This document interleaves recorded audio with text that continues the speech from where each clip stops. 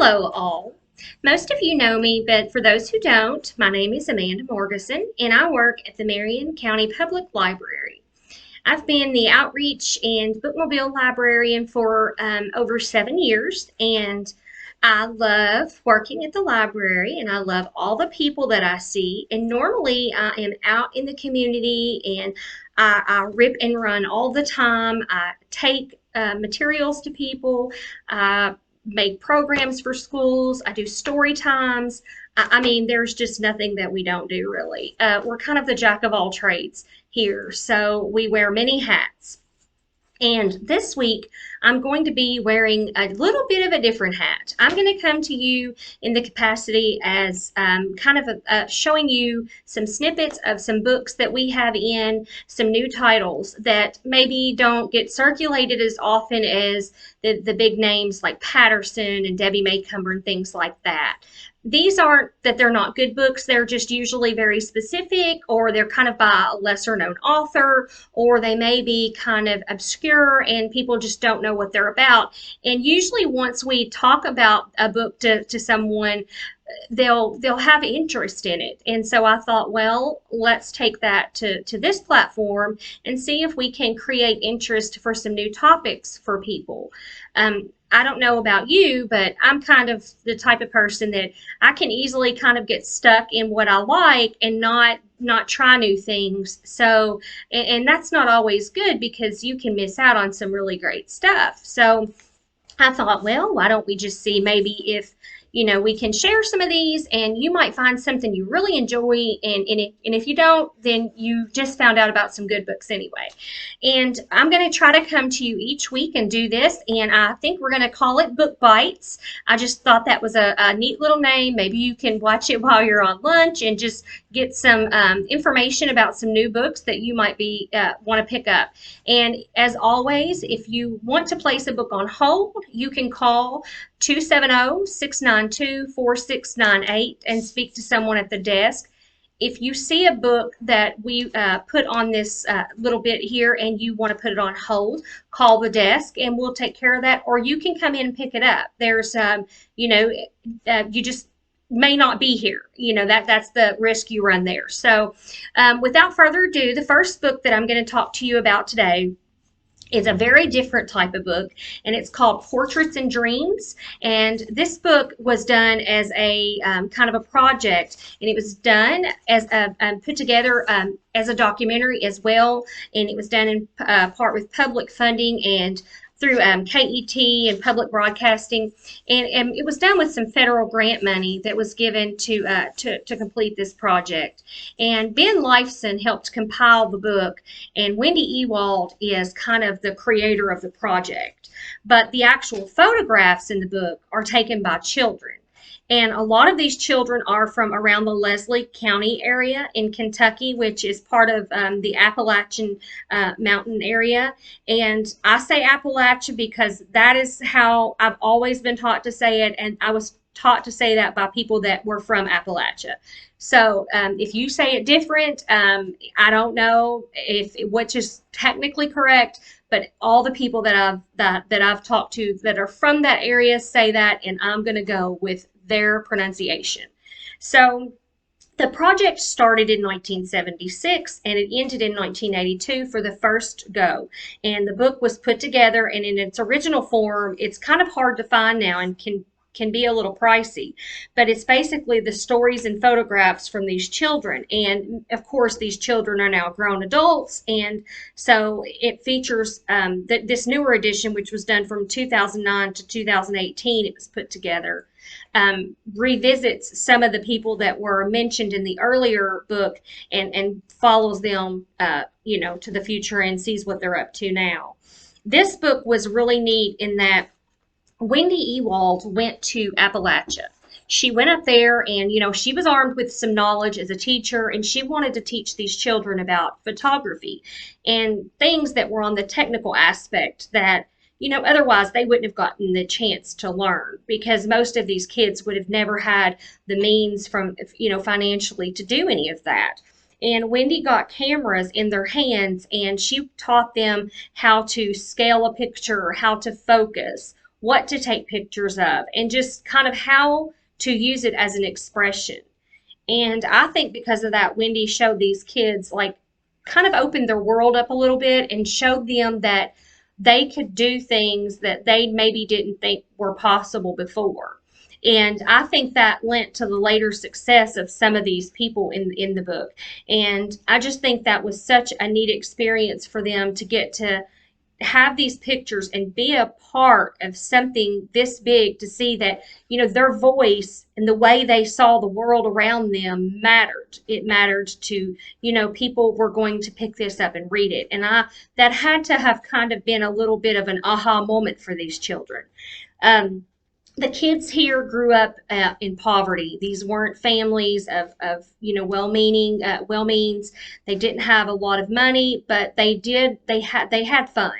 And these kids have a great imagination. And I think that that was telling. They were living in a time where mining was huge, and they saw, there were some people that were probably successful, but these kids also saw, like, the hurt that the mines caused, and they saw, like, the people that had been in the accidents and that were injured for the rest of their life, and people that now had problems and because of pain they were living with, and people that just were living without anything because they were disabled.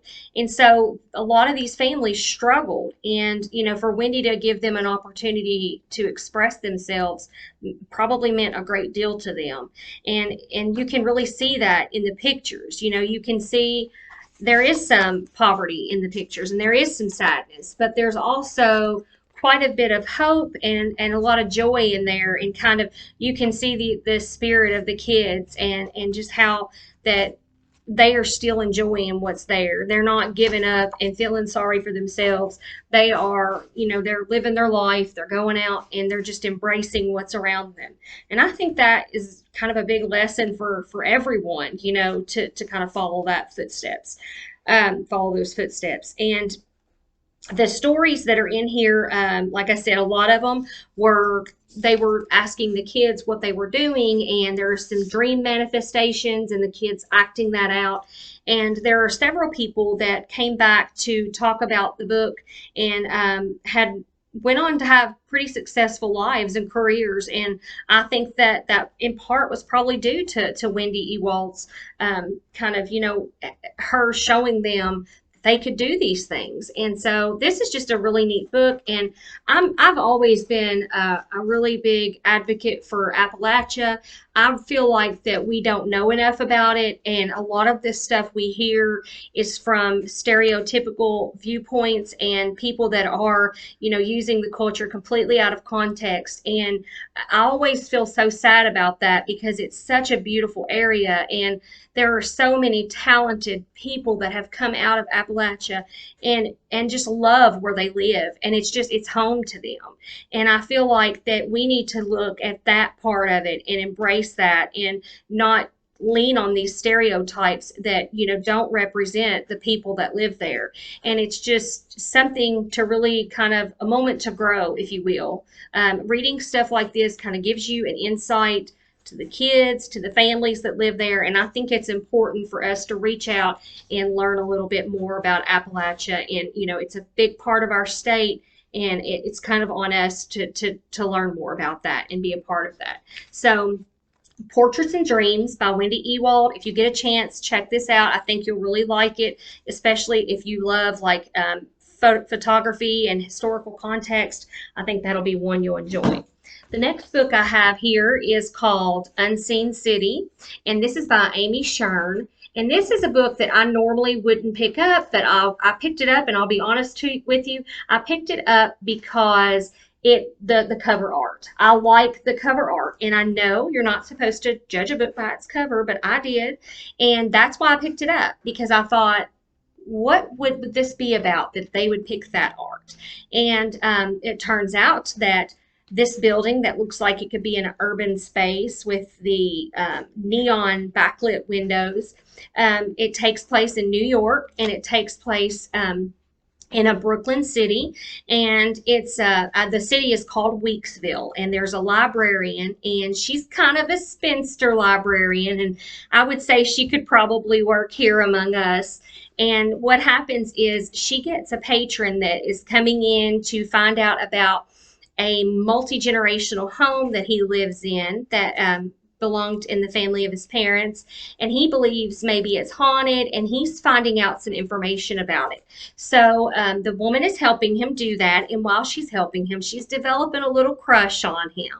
And it just kind of it not only puts in that tale, but it also talks about kind of the nuances of their daily life, and it blends in a lot of different things that are going on in the city, from gentrification to political leanings to things, to multi-generational aspects to, hauntings and ghost stories. And it kind of, it tends to have layers. So it is a book I think you need to follow and pay attention to, but I think it's going to be a really good story if you can pick this one up. So that's Unseen City by Amy Shern. And like I said, if you want to put this on hold, you can call us here and we can do that for you.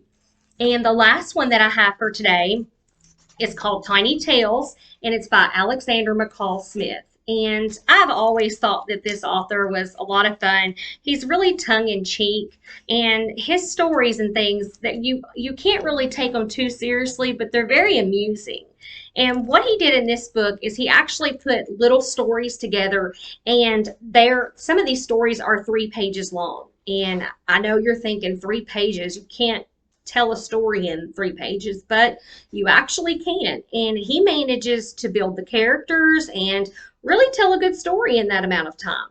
And I was pleasantly surprised, and I kind of found myself thinking, on down the road, what would have happened to this character, or, maybe a year down the road, like wonder what they would be doing or how this would have turned out. So that's kind of neat in that it makes you think that way. And it's neat in that some of the stories in here also, instead of being done in your just traditional, story style and in your paragraph books, this is actually kind of done in some areas as a storyboard, and it kind of reminds you of your graphic novels and comics, and that's fun and unexpected to see in an adult fiction book, because it's just not done very often. So that was pretty neat, and I think that just shows you the kind of fun that he likes to have in his books. And these stories aren't anything super heavy. This would be great to pick up maybe to read on lunch, to kind of wind down for a minute, or even before bed if you're looking for something to read, but something that's not heavy.